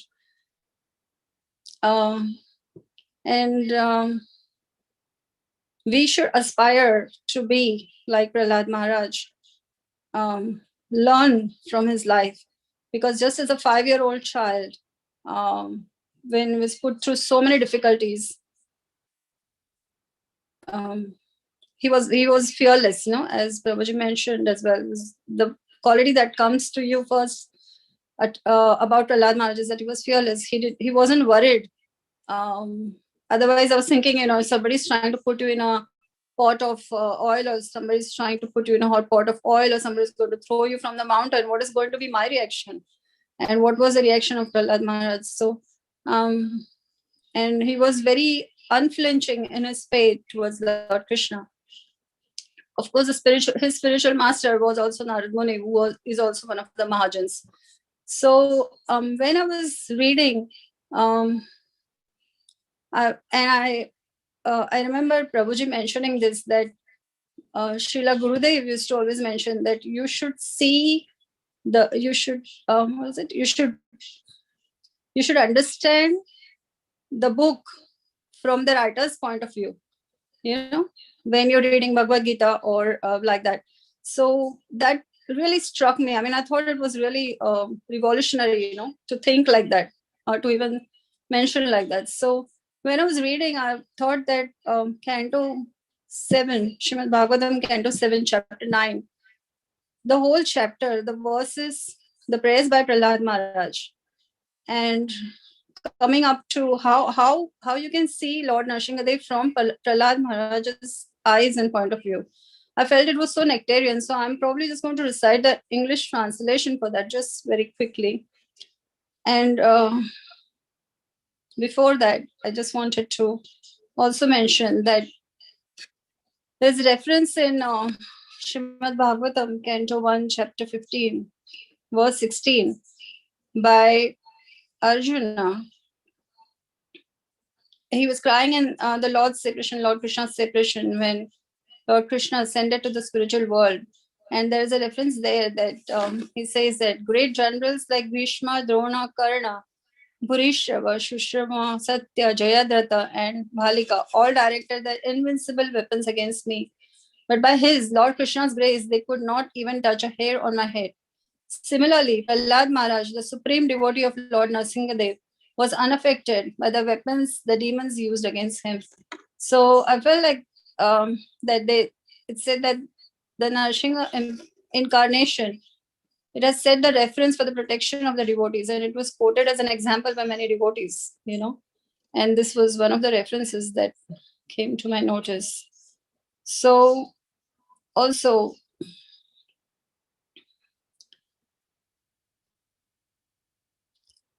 Srila Prabhupada stated in one of the conversations in Los Angeles in 1970 that Narsimhadev may save you. He has got two business: to give protection to the devotee and kill the demons. But the result is one. He does good to the demons by killing, and he does good to the devotees by giving them protection.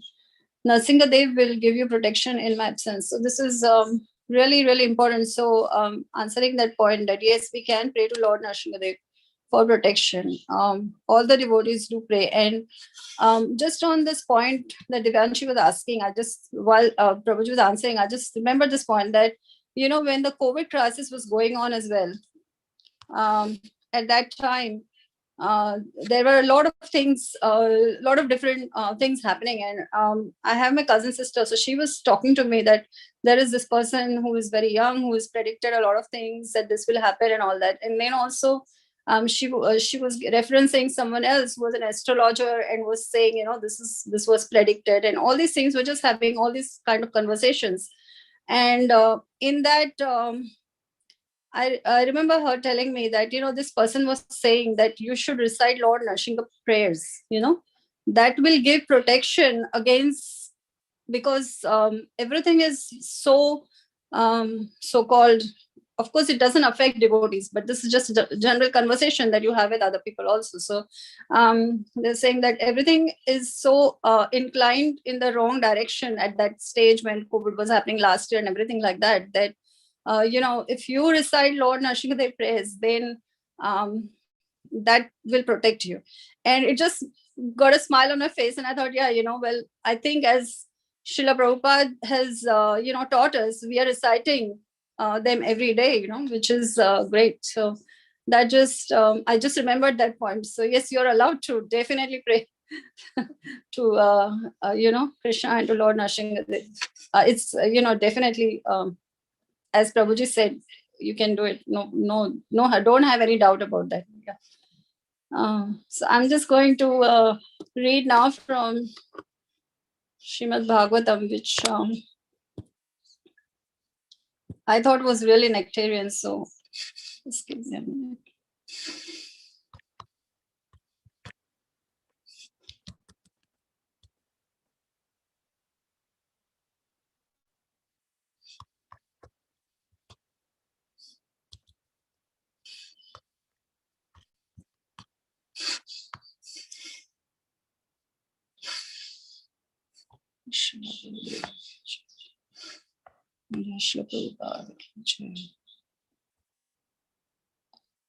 So this is Canto 7, Chapter 9. And I'm going to just read the translation, and it will take some time, but I think I'll try to cover at least up to the point where Prahlad Maharaj, as Sanjay Prabhu mentioned, verse 44, but I might probably skip a few in the middle. So the great saint Narad Muni continued, the demigods headed by Lord Brahma, Lord Shiva, and other great demigods dared not come forward before the Lord, who at that time was extremely angry.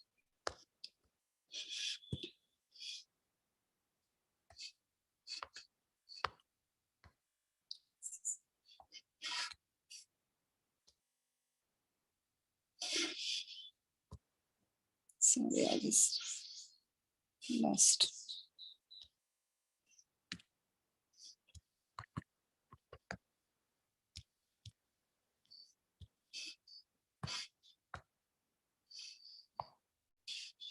I'm sorry, I'm just trying to get.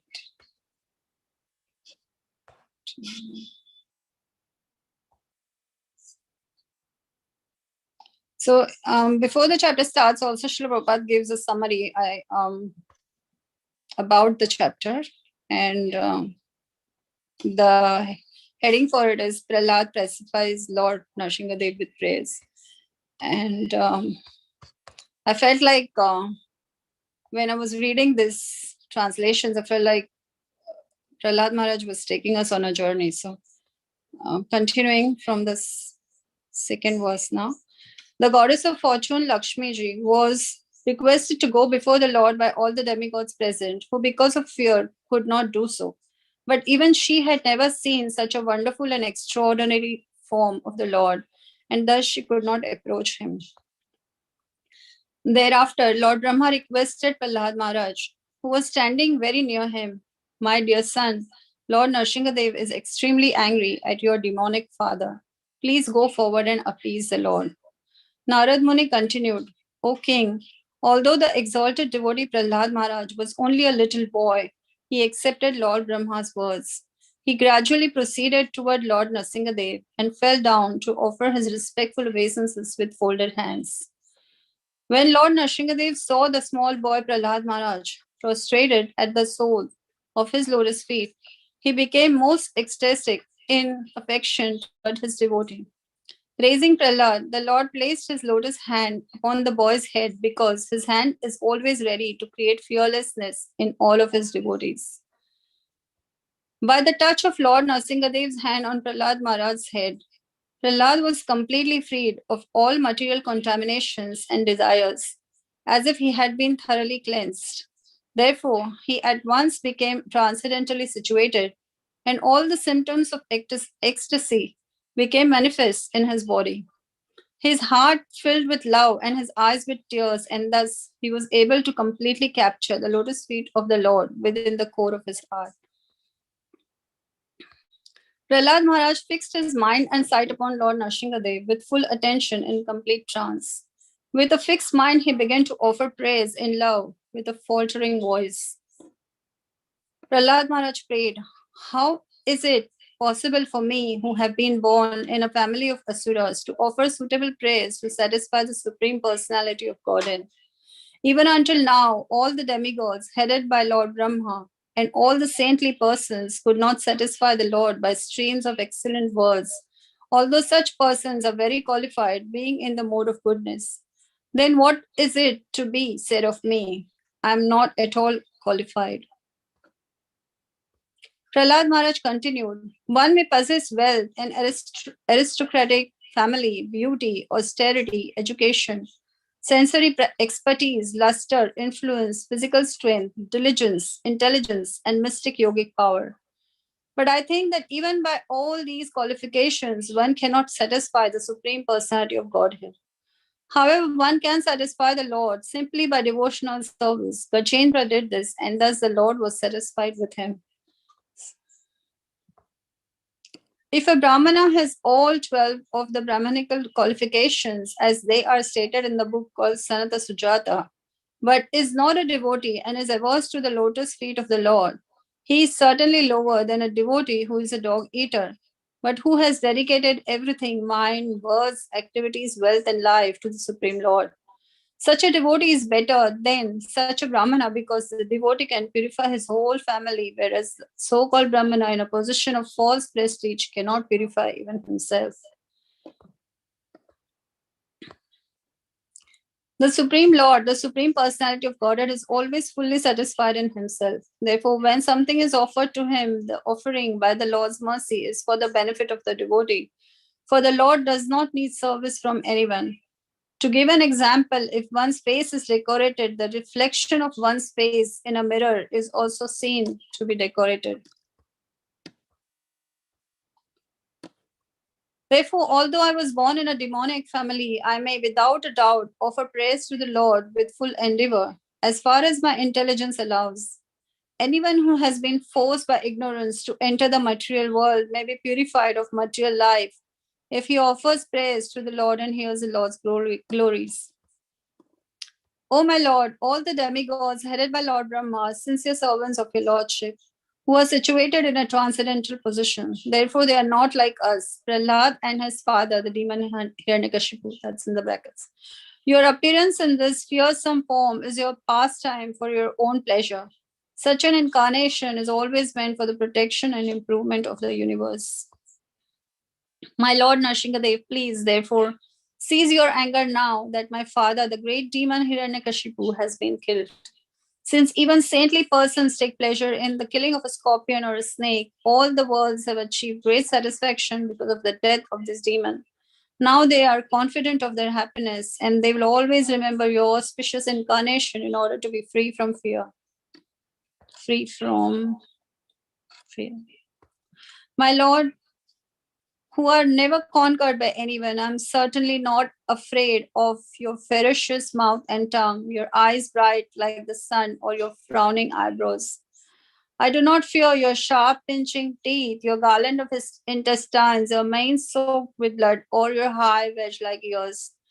Nor do I fear your tumultuous roaring, which makes elephants flee to distant places, or your nails, which are meant to kill your enemies. Remember, he was just 5 years old. Amazing. Oh, most powerful, insurmountable Lord, who are kind to the fallen souls, I have put into the association of demons as a result of my activities. And therefore, I am very much afraid of my condition of life within this material world.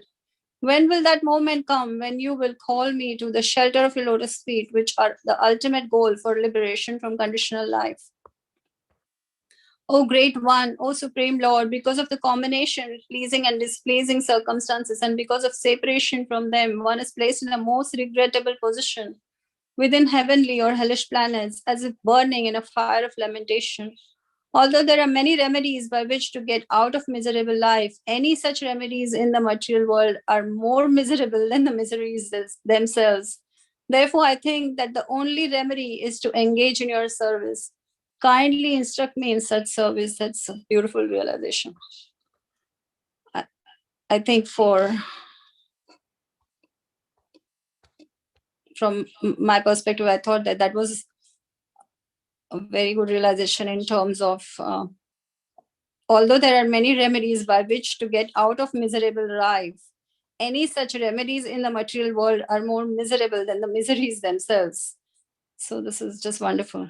One example can be when you are sick and you're taking medication. Sometimes the medication has a more miserable impact than the disease itself. So, and this was always said by Srila Gurudev, His Holiness Mahavishnu Goswami Maharaj, that don't run to the medication, run to the chanting of the holy names of the Lord. O my Lord Narsimhadev, by engaging in your transcendental loving service in the association of devotees who are liberated souls, Hamsas, I shall become completely uncontaminated by the association of the three modes of material nature and be able to chant the glories of your Lordship, who are so dear to me. I shall chant your glories, following exactly in the footsteps of Lord Brahma and his disciplic succession. In this way, I shall undoubtedly be able to cross the ocean of the science. My Lord Narsimhadev, O Supreme, because of a bodily conception of life, embodied souls neglected and not cared for by you cannot do anything for their betterment. Whatever remedies they accept, although perhaps temporarily beneficial, are certainly impermanent.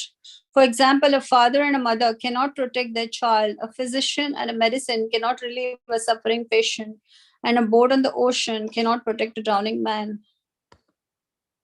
My dear Lord, everyone in this material world is under the modes of material nature, being influenced by goodness, passion, and ignorance. Everyone from the greatest personality, Lord Brahma, down to the small ant, works under the influence of these modes. Therefore, everyone in this material world is influenced by your energy.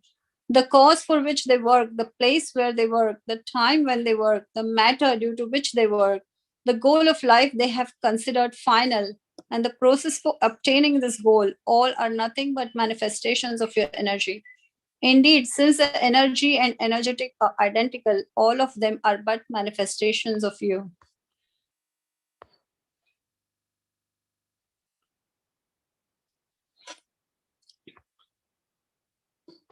So I will skip a few verses now because this is more time constraint.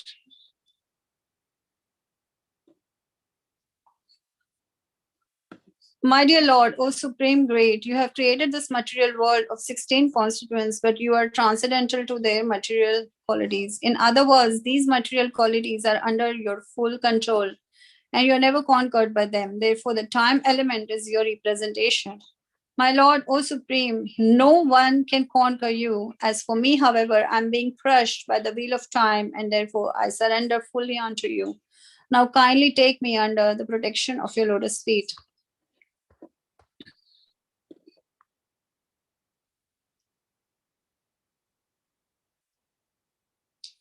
My dear Lord, people in general want to be elevated to the higher planetary systems for a long duration of life, opulence, and enjoyment. But I have seen all of these through the activities of my father. When my father was angry and he laughed sarcastically at the demigods, they were immediately vanquished simply by seeing the movements of his eyebrows.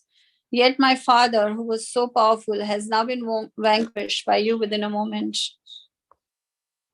My dear Lord, now I have complete experience concerning the worldly opulence, mystic power, longevity, and other material pleasures enjoyed by all living entities from Lord Brahma down to the ant. As powerful time, you destroy them all. Therefore, because of my experience, I do not wish to possess them. My dear Lord, I request you to place me in touch with your pure devotee and let me serve him as a sincere servant. In this material world, every living entity desires some future happiness, which is exactly like a mirage in the desert. Where is water in the desert? Or in other words, where is happiness in this material world? As for this body, what is its value? It is merely a source of various diseases. The so-called philosophers, scientists, and politicians know this very well, but nonetheless, they aspire for temporary happiness. Happiness is very difficult to obtain, but because they are unable to control their senses, they run after the so-called happiness of material world and never come to the right conclusion.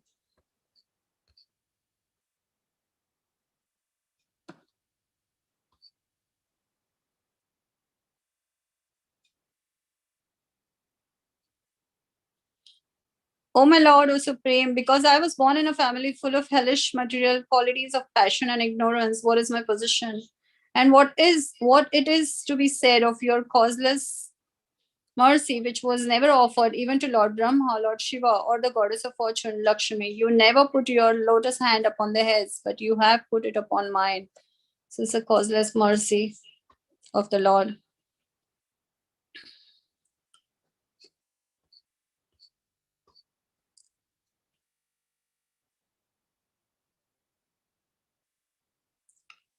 Just one point. My dear Lord, O Supreme Personality of Godhead, because of my association with material desires, one after another, I was gradually falling into a blind well full of snakes, following the general populace. But your servant Narad Muni kindly accepted me as his disciple and instructed me how to achieve this transcendental position. Therefore, my first duty is to serve him. How could I leave his service? So this is very important for all of us as well, to understand the service to our spiritual master.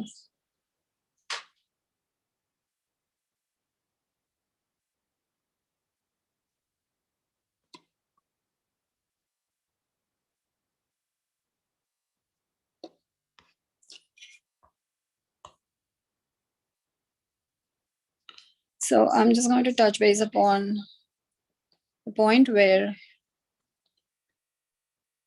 then Lord Narsimhadeva asks Prahlad Maharaj, when he's pleased with him, what benediction he wants. Just going to go to verse.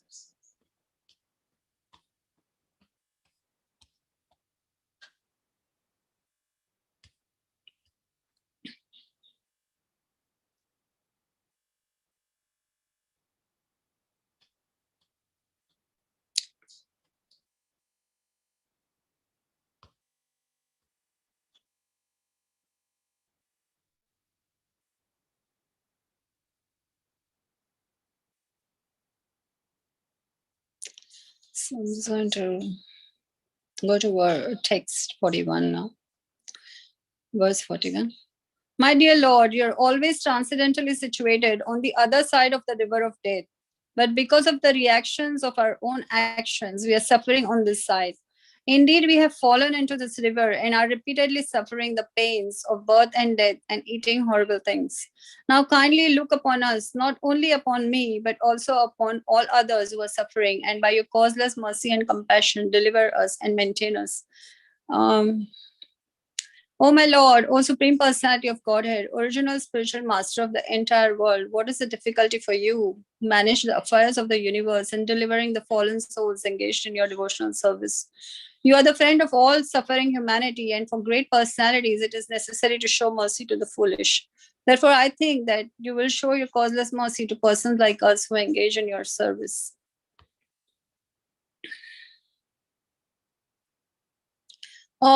O best of the great personalities, I'm not afraid, not at all afraid of material existence. For wherever I stay, I'm fully absorbed in thoughts of your glories and activities. My concern is only for the fools and rascals who are making elaborate plans for material happiness and maintaining their families, societies, and countries. I'm simply concerned with love for them. So this verse is really important. And I remember when we were in Rajkot, Srila Gurudev mentioning about this verse. And I remember Srila Gurudev saying that, who can say this? That when you're getting the benediction to go back to Godhead, that I want to stay here. How powerful that personality can be. So just go to next one.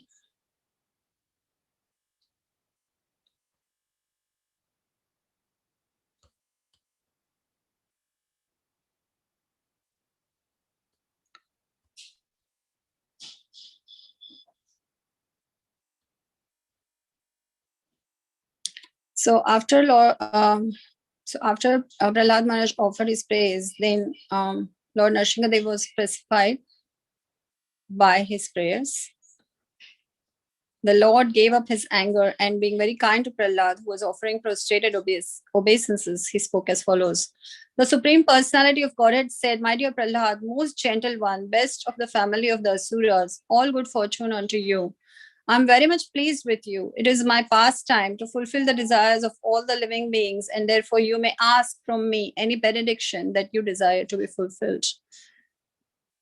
My dear Prahlad, you may live a long time.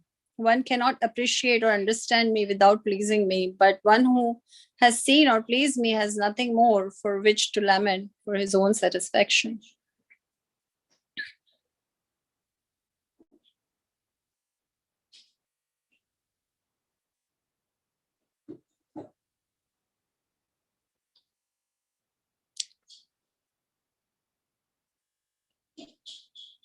So just the point again on the same verse, the previous verse, was something that I really remembered, that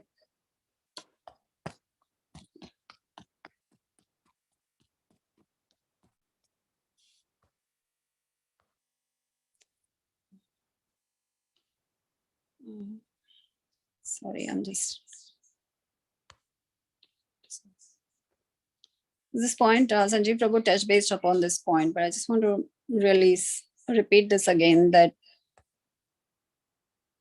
I remember Srila Gurudev saying that when Lord Narsimhadeva offered him any benediction, he asked for the mercy for his own father, and also that Prahlad Maharaj will stay here until everybody else goes back to Godhead. So that was something which really struck me, that is such a big responsibility to take, and just shows the compassion. And I was thinking, oh, there is a lot of hope, because no matter where you go, there are devotees of the Lord everywhere.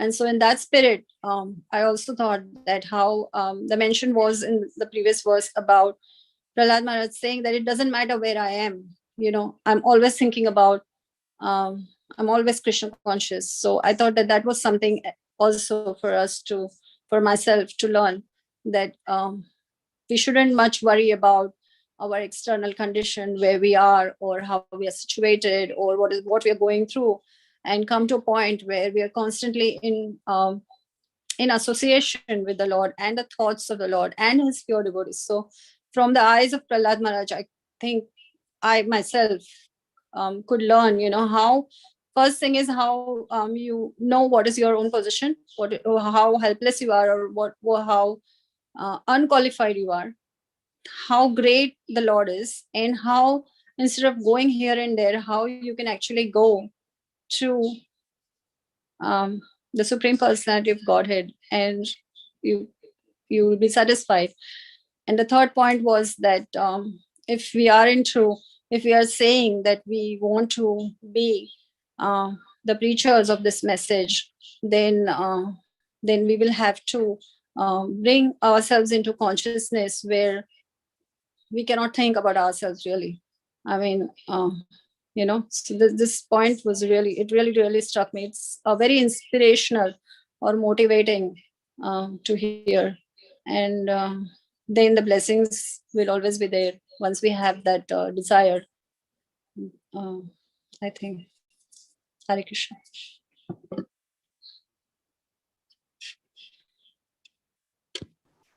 Okay, thank you very much for a nice realization. Now, anyone has to say anything, any questions before we finish today's discussion? Or anyone has to give your realizations, please feel free.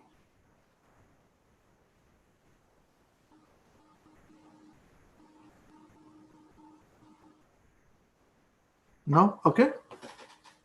All right. So we'll complete our discussion today. Thank you very much. Shri Narsimhadeva Bhagwan ki jai. Now, whose turn is there to sing today?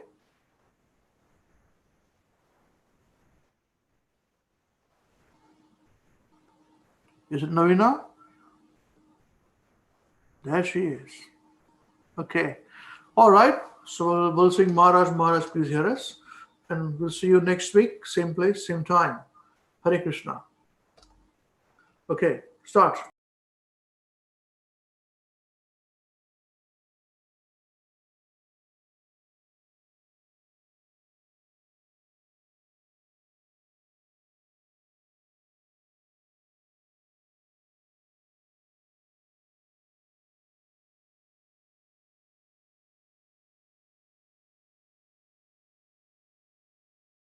Can you hear us? Yeah. Maharaj, Maharaj, please hear us.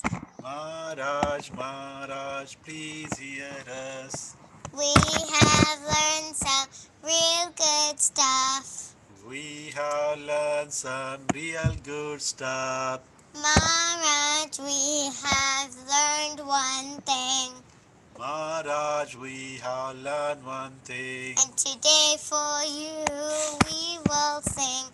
Today for you we will sing. If our room is clean, If our room is clean, then our mind is clean. then our mind is clean. If our mind is clean, If our mind is clean, we can do we anything. can do anything. If our room is dirty, If our room is dirty, then so are we.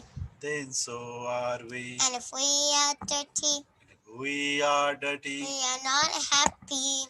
we're not happy. Wasting time Wasting time is the greatest crime, is the greatest crime, because wasted time because wasted time means a wasted mind. is a wasted mind. So blessed is your time So best use your time when you're in your prime, when you're in your prime, and your whole life and your whole life will be sublime. will be sublime. If your wealth is gone, If your wealth is gone, then there's nothing wrong.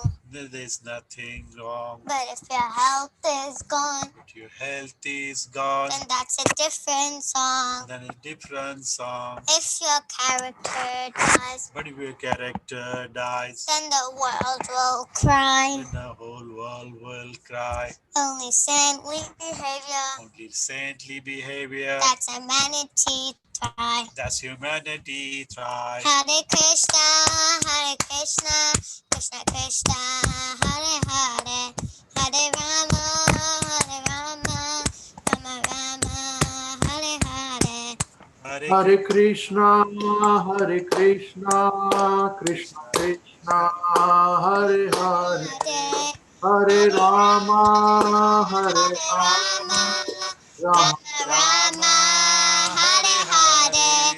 We must always remember Krishna We must always remember Krishna and never forget him too. and never forget him too. But how are we to practice this with so many things to do? But how are we to practice this with so many things to do?